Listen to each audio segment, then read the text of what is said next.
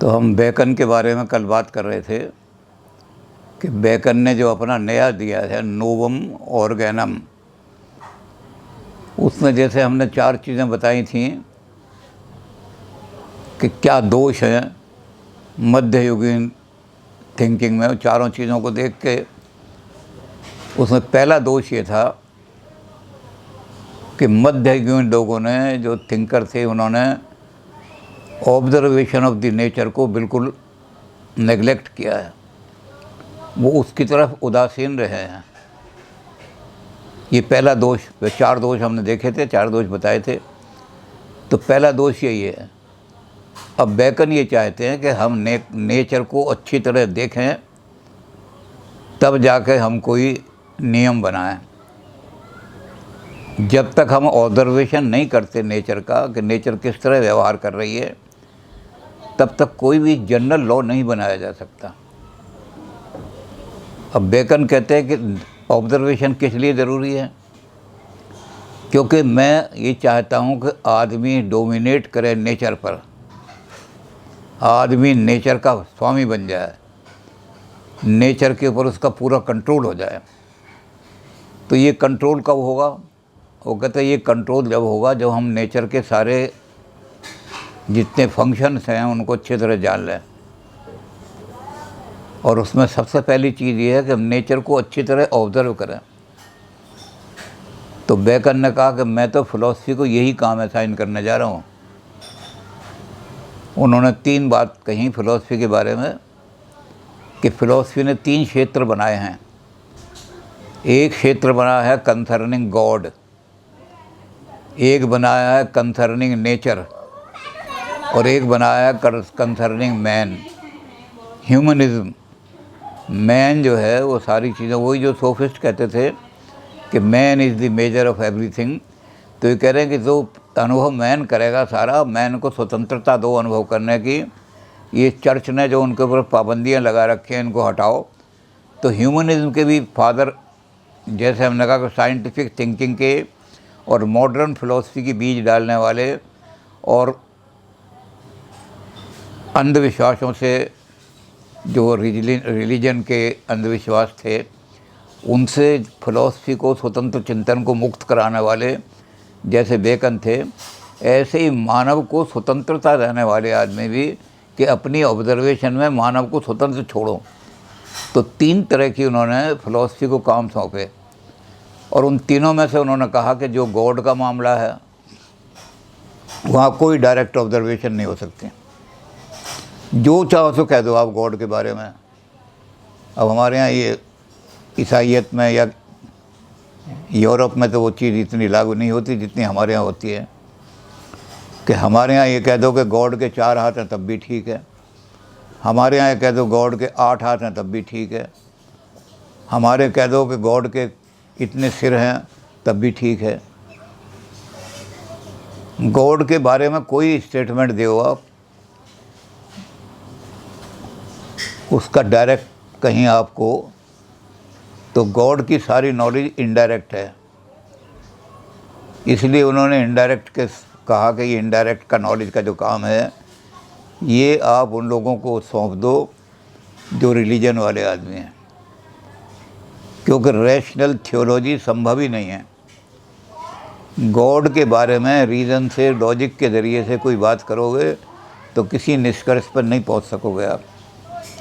और अगर आपने कोई निष्कर्ष निकाल भी लिया तो वेरीफाई कैसे होगा कि ठीक है या गलत है।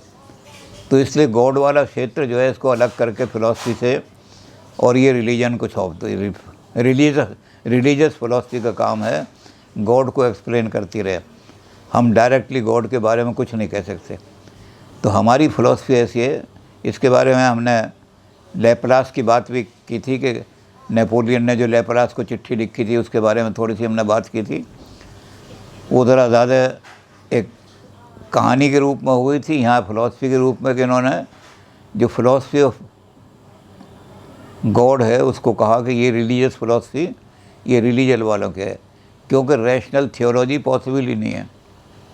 भगवान का थियोलॉजी माने ईश्वर ज्ञान, ईश्वर ज्ञान बुद्धि के द्वारा आए, रीजन के द्वारा आए, ये ठीक नहीं। ये काम तो श्रद्धा और विश्वास का है। श्रद्धा विश्वास में चले जाओ, या फिर मेटाफिजिकल पोइटिक मेटाफर्स ले आओ।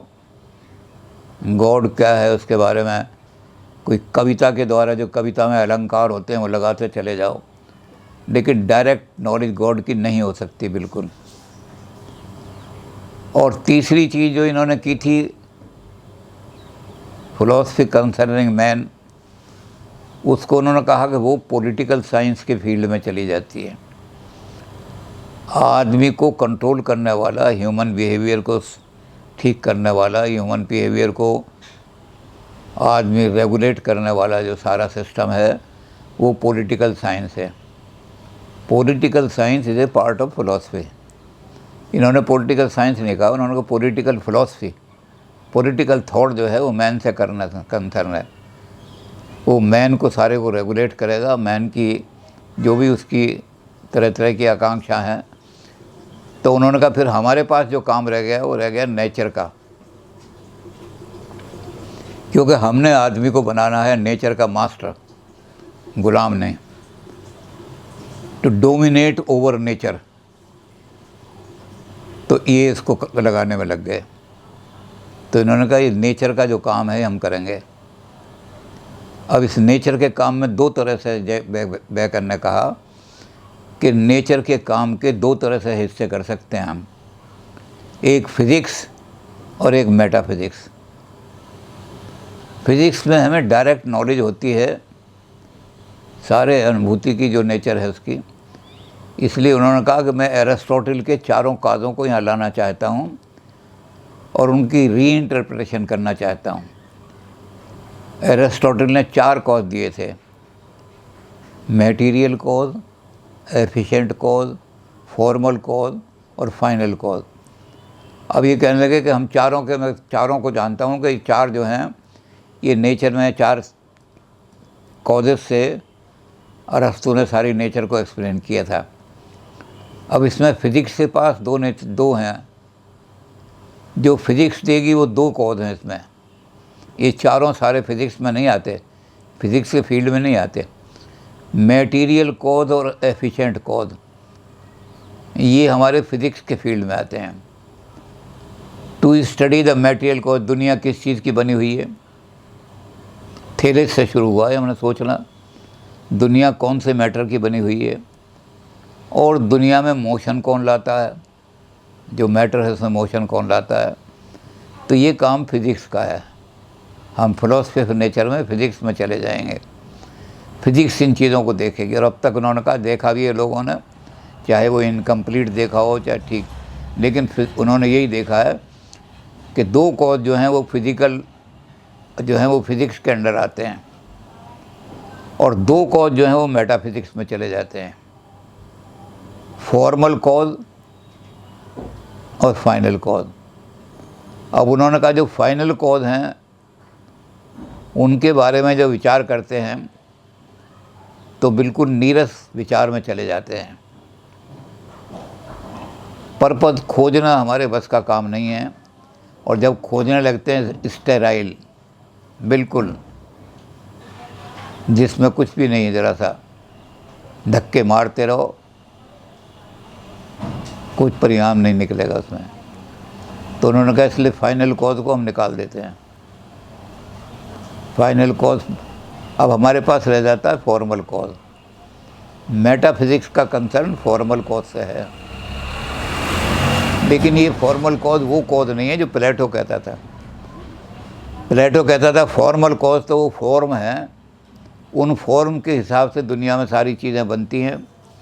जो कुर्सी है किस तरह से बनेगी, जिसको कुर्सी की फॉर्म पता है वो कुर्सी बना सकेगा, और जिसको कुर्सी की फॉर्म ही पता नहीं वो कुर्सी कैसे बना लेगा। तो कहने लगा मेरी फॉर्मल कॉज वो फॉर्म नहीं है जो प्लेटो के दूसरे जगत में रहते हैं। कहीं कोई जगत भी ऐसा नहीं है जहाँ फॉर्म रहती हैं। मेरी फॉर्मल क्या है, the fix laws of nature. उन फिक्स लॉज ऑफ नेचर को तलाश करना ही मेरा काम है। उन्होंने कहा इसी को फिज़िक्स वाले तैयार कर रहे हैं, सारा हम इस पे विचार भी कर चुके हैं। जितने साइंटिस्ट, क्योंकि न्यूटन भी पैदा हो गया था इनके ज़माने, तो गैलीलियो जैसी, जिस साल में गैलीलियो मरा उसी साल में न्यूटन पैदा हो गए थे। तो उन्होंने कहा ये सारे आदमी जो काम कर रहे हैं फिज़िक्स के सारे, ये क्या काम कर रहे हैं, ये लॉज को खोज रहे हैं। लॉज हमें सीधे दिखाई नहीं देते, इसलिए ये मेटाफिज़िक्स के क्षेत्र में चले जाते हैं। लेकिन ये प्लेटो की फॉर्म की तरह से कोई दूसरी दुनिया में नहीं रहते, ये कोई आइडिया नहीं है, ये हैं हमारे जो फिक्स लॉज ऑफ नेचर हैं। सूरज हमेशा पूर्व से ही निकलेगा, इस फिक्स लॉ को हम तक खोजा लोगों ने। सूरज पश्चिम से क्यों नहीं निकलता जी, इसका लॉ खोजा उन्होंने, कैसे ज़मीन कैसे बनी हुई है, कैसे घूमती है, कितना उसका रोटेशन का टाइम है, कितना उसका, इस चीज़ को खोजने में लगे रहे लोग। ये आँखों से दिखाई नहीं देती थी, ऑब्जर्व नहीं होती थी। ये हमने क्या किया कि पहले नेचर को देखा अच्छी तरह, नेचर के व्यवहार को, और उसके हिसाब से कुछ जनरलाइज लॉ बना दिए। ये जनरलाइज लॉ जो हैं यही फॉर्मल कॉज हैं। तो उन फॉर्मल कॉज को खोजने के लिए, इसका मतलब इसने एरिस्टोटल को उल्टा कर दिया। एरिस्टोटल कहता था from general to particular, general principle हमारे पास है और उससे हम पर्टिकुलर निकालते हैं। All man are mortal, Africans are man, therefore Africans are mortal. तो हमने जनरल प्रिंसिपल से, जनरल लॉ से पर्टिकुलर लॉ निकाला। ये डिडक्टिव सिस्टम एरिस्टोटल का है। लेकिन कहते हैं हम साइंस के लॉ खोजने के लिए इस तरह नहीं कर सकते, क्योंकि हमने यूनिवर्सल रियल पोजीशन बनानी है। रियल प्रोपोजिशन जो है वो हमारी कल्पना पर बेस नहीं है कि हमने कोई भी जनरल लॉ बना लिया। रियल वो है जो वास्तव में हमें दिखाई देती है दुनिया में। तो रियल प्रोपोजिशन बनाने के लिए उन्होंने कहा वो कब बनेगी, वो बनेगी ऑब्जर्वेशन से, और ऑब्जर्वेशन के बाद एक्सपेरिमेंट से। एक्सपेरिमेंट की जो परिभाषा इन्होंने दी है वही आज तक चल रही है। Putting question to nature and seeking answer of them. अब जैसे हमने देखा कि पुच्छल तारा जो है उसकी पूंछ कैसी होती है, तो वो हमने देख लिया। लेकिन अब पुच्छल तारा तो 1000 साल के बाद चक्कर काट के आता है। तो हम क्या करेंगे, हम कुछ ऐसे एस्ट्रोनॉमिकल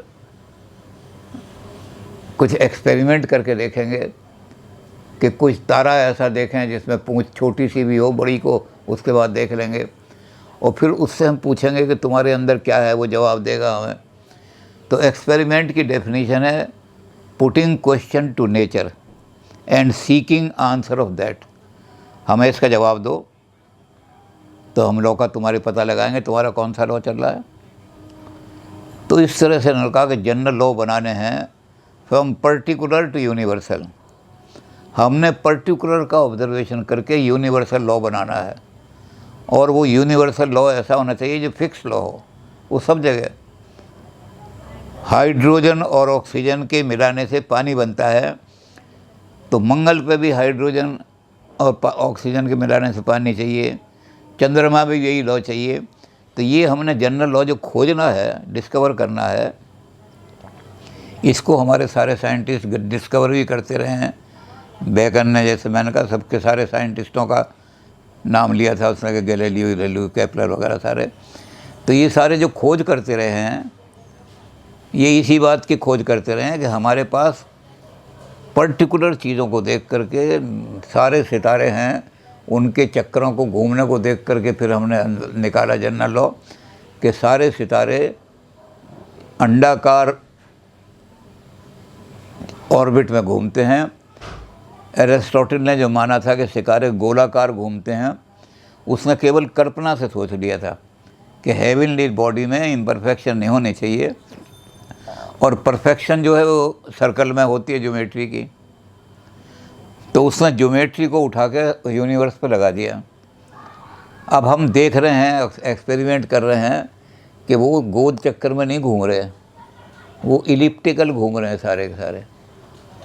फिर उसने कहा कि एक ऑर्बिट भी सारा एक नहीं हो सकता। हमारे यहाँ ग्रह मार्ग मानते हैं कि एक ग्रह मार्ग है, उस पर सारे ग्रह चलते हैं। वहाँ साइंटिस्टों ने देखा कि हर एक प्लैनेट का अलग अलग मार्ग है। शनिचर का मार्ग और है, बुध का मार्ग और है, इसलिए एक मार्ग नहीं हो सकता। तो कहते हैं नेचर के लॉ को देखने के लिए आप अच्छी तरह से माइन्यूटली ऑब्जर्व करो, बहुत बारीकी से देखो, फिर बारीकी से देख दाख करके उनको एक तरफ एनालाइज करते जाओ, उनका एनालिसिस क्लासिफिकेशन करते जाओ। जैसे हीट है, बेकर ने लीड उसने कहा हीट से गर्मी होती है, क्या होता है, तो जहाँ जहाँ हीट है वहाँ गर्मी होगी या नहीं, इस चीज़ को देखते जाओ। इसको कहते हैं principle of agreement, law of agreement. This being दस, दिस कम्स टू बी। जहाँ जहाँ अग्नि होगी वहाँ वहाँ हीट इस तरह से पैदा होती जाएगी। और जो चीज़ें ऐसी नहीं हैं जो अग्नि से, वो उनको अलग निकालते जाओ, उनकी क्लासिफिकेशन। इनको क्लासिफाई करने में एक ये देखो कि हम किसी तरह से पॉजिटिव इंस्टेंसेस को, और इनमें पॉजिटिव इंस्टेंसेस में एक या दो से कम नहीं कर सकते, काफ़ी हम उनको ऑब्जर्व करें।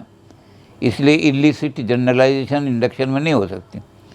साइंटिफिक मेथड में जनरलाइजेशन जो है वो इलिसिट नहीं होती कि 4 एग्जाम्पल देख के हमने जनरल लॉ बना दिया।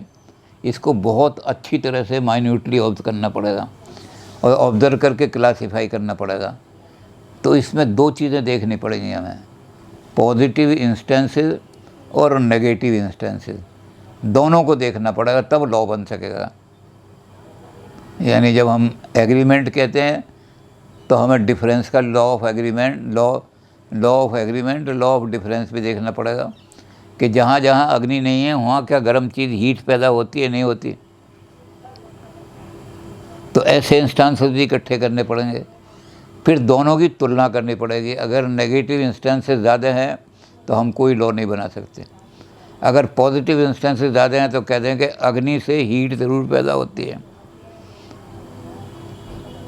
तो इस तरह से उन्होंने पूरा मेथड दिया कि किस तरह से हम, अब इसके उन्होंने कहा कि हम नेगेटिव इंस्टेंसेस को जनरली इग्नोर कर देते हैं। अब उन्होंने तो साइंटिफिक जो चीज़ें दी हैं, हम साइंटिफिक की बजाय अपने हिंदुस्तान की एक एग्जांपल दे देते हैं, वो आपको जल्दी समझ में आ जाएगी। वो साइंस की मिल्स के लॉ जो हैं उनको आप वो देर में समझ में आएंगे, ये आपको जल्दी समझ में आ जाएगी हिंदुस्तान वाली, कि एक आदमी समुद्र के किनारे बैठा है और जो समुद्र की सैर करके समुद्र से पार जाना चाहते हैं वो उनको कहता है कि समुद्र देवता हैं, इनके चरणों में आप फल चढ़ाओ, नारियल चढ़ाओ और पैसे चढ़ाओ तो आप भवसागर से, सागर से पार हो जाओगे।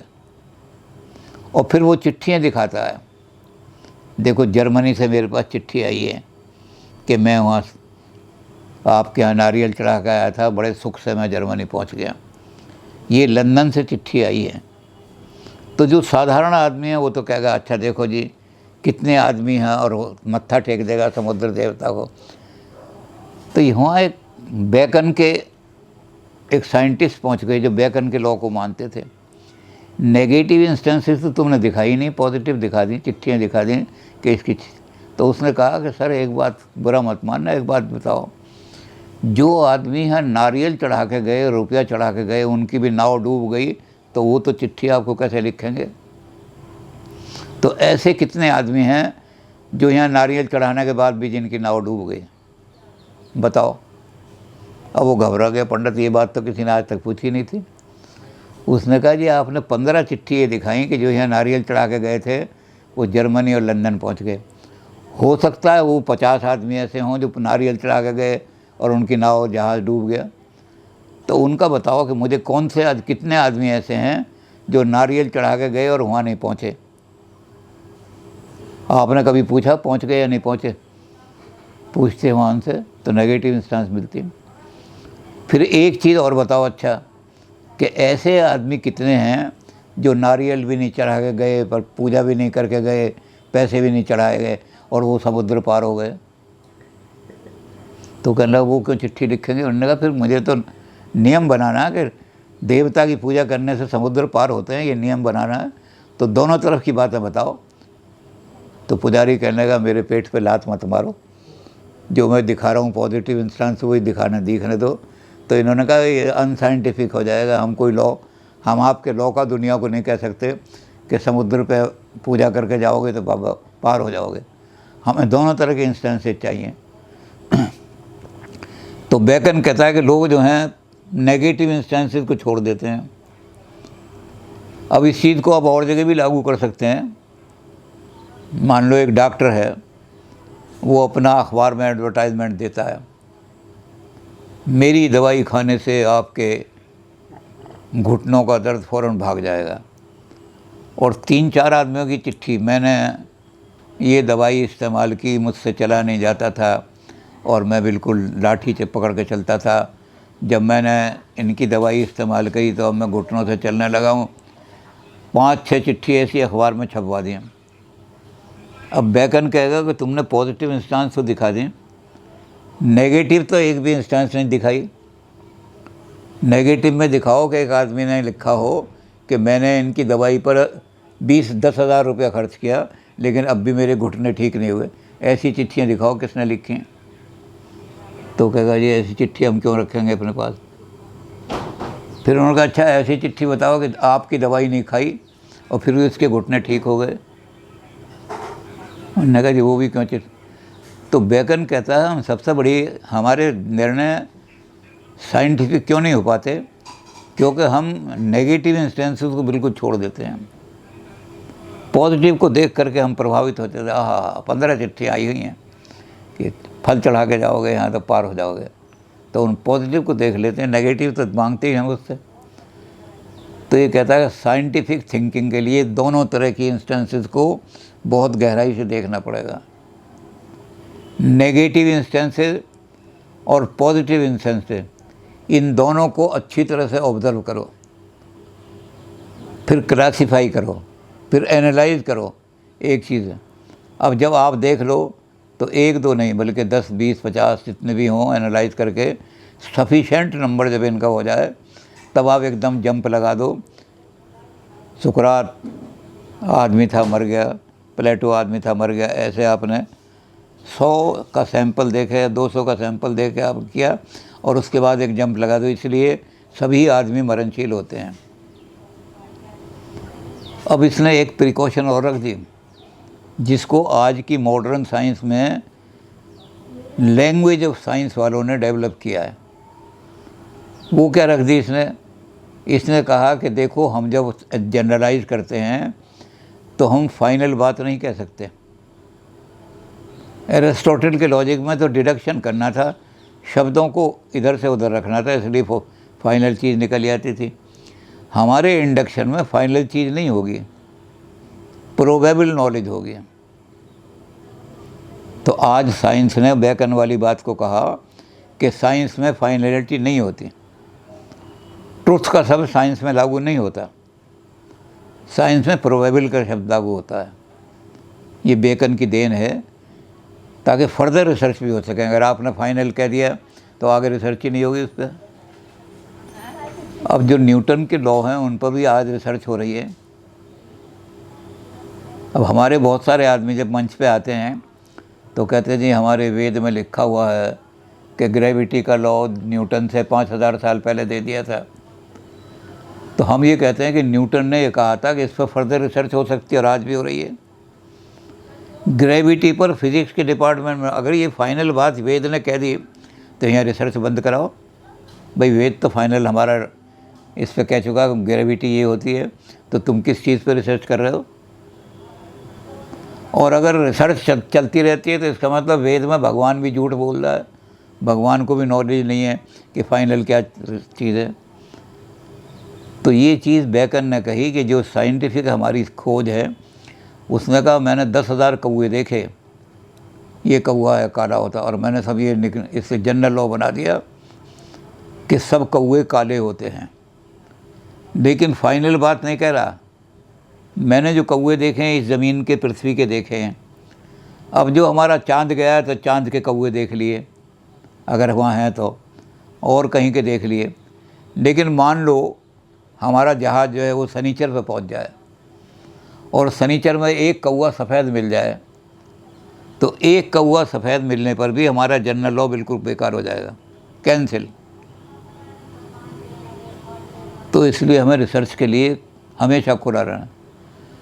साइंस वो है जो रिसर्च के लिए रास्ता खोलती है, क्योंकि हमने नेचर का मास्टर बनना है, इसलिए नेचर के फिक्स लॉ को अच्छी तरह से निकालना है। अब यहाँ भी बहुत सारी चीज़ें आई हैं, उनका वर्णन करें तो साइंस बहुत लंबी चीज़ हो जाएगी। पहले तो ज्योमेट्री में ही वर्णन है, इसको हम पहले भी कोट कर चुके हैं। तो पहले लोग ये कहते थे कि God can commit mistake but Euclid can not.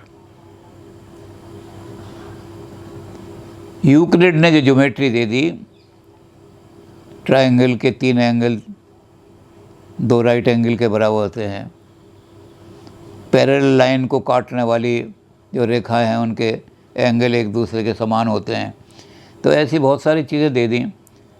तो लोगों ने कहा कि ये जो यूक्लिड की ज्योमेट्री है इतनी परफेक्ट है कि अगर भगवान भी इसका पालन नहीं करेगा, भगवान में भी कोई ऐसी ट्रायंगल बना दी जो 180 से ज़्यादा हो, तो भगवान ने गलती करी होगी कहीं, यूक्लिड गलती नहीं कर सकता। अब ये बात हमने कह दी, इसलिए कह दी कि स्पेकुलेशन पे, कल्पना के आधार पे हमने बात कह दी। लेकिन जो लोग ऑब्जर्वेशन करने वाले आए थे, उन्होंने देखा कि ऑब्जर्वेशन में ये जो है, जहाँ इसने यूक्लिड ने ट्रायंगल बनाई है, ये तो 2 डायमेंशनल कागज़ है। फिर कोई दुनिया में एक्सिस्टेंस ऐसी हो ही नहीं सकती, संभव ही नहीं है जो 3 डायमेंशन ना हो। लंबाई, चौड़ाई, मोटाई, चाहे उसमें 1/1000 हिस्सा मोटाई हो, इतनी पतली चीज़ हो, 1/1000 सेंटीमीटर मोटा है कागज़, लेकिन होगी ज़रूर मोटाई। तो दुनिया की जितनी भी चीज़ें हैं, रियल स्पेस जितनी है, वो 3 डायमेंशनल होगी। तो इन्होंने जब 3 डायमेंशनल पे लाइन खींची, तो ग्लोब सामने रखा था 3 डायमेंशनल, तो ग्लोब पे इन्होंने एंगल बनाए इक्वेटर पे। तो 2 एंगल, ये एंगल 90 डिग्री का, ये एंगल 90 डिग्री का, और ध्रुव पे जाके मिल गए। और वो एंगल कितने का बनेगा, जितना बड़ा ग्लोब है उसके हिसाब से बनेगा। तो इन्होंने कहा इनडिटरमिनेट, हम ज्योमेट्री के एंगल को डिटर्मिनेट कर ही नहीं सकते कि कितने होंगे वो। अब यूक्लिड वाले कांप गए सारे के सारे। यूक्लिड के इन्होंने कहा ये तो सारी ज्योमेट्री, उन्हें जवाब देने के लिए इसका एक नई साइंस निकालनी पड़ी। वो साइंस ज्योमेट्री की साइंस नहीं थी, वो साइंस थी साइंस ऑफ स्पेस, ट्रिग्नोमेट्री। तो हम किसी चीज़ को फाइनल कह कर के साइंस में किसी चीज़ को फाइनल नहीं कह सकते हम। इसी तरह और भी कई एग्जाम्पल, कि जब न्यूटन आए, न्यूटन से पहले चीज़ों में ये था कि मूवमेंट नहीं है, इसलिए न्यूटन ने गॉड का कंसेप्ट जो था उसको माना कि एक लॉ ऑफ इनर्शिया ये है कि कोई भी चीज़ किसी हालत में हो, उसको हिलाने के लिए, उसको मूव कराने के लिए इक्वल एंड अपोजिट फोर्स लगनी ज़रूरी है। अब वो कहाँ से आएगी, तो इक्वल भी चाहिए और अपोजिट हो, वो ये मैटर है, तो कोई अनमैटर चीज़ होनी चाहिए।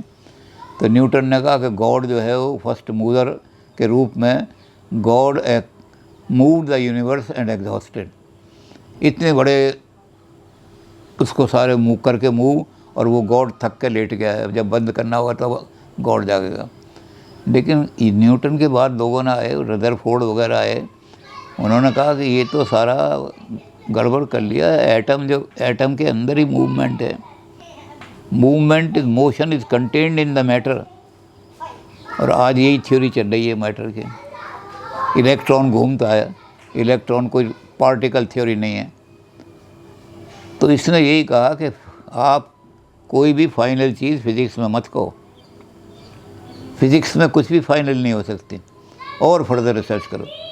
तो बेकन जो हैं ट्रू साइंटिस्ट हैं, उन्होंने साइंटिस्ट में रिसर्च के दरवाजे खोल दिए। खूब नेचर को अंडरस्टैंड करो जितनी गहराई से हो सके। और आज क्या हुआ, इसका नतीजा कि हम आसमान में पहुंच गए, चंद्रमा में पहुंच गए, मंगल पर पहुंच गए। इसके बीज आरोपण इन्होंने साइंटिफिक फिलॉसफी के बेकन ने किए थे।